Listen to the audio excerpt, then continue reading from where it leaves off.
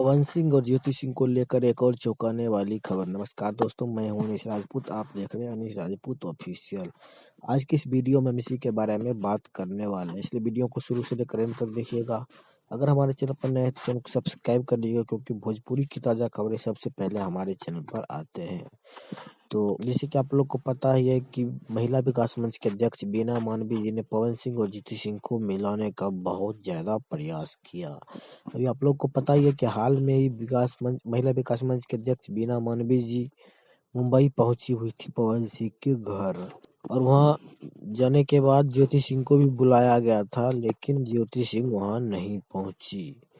ज्योति सिंह बोल रही थी कि मैं देशवा न्यूज वाली बबीता मिश्रा को साथ में लाऊंगी, फिर भी वो बोल के नहीं आई।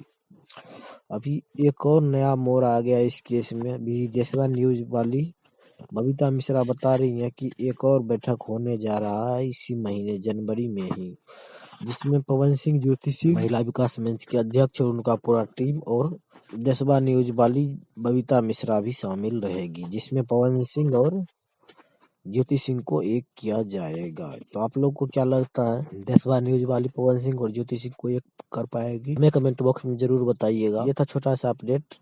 ये अपडेट आप लोग को कैसा लगा हमें कमेंट बॉक्स में जरूर बताइएगा। मिलते हैं किसी अगली अपडेट के साथ, तब तक के लिए बाय।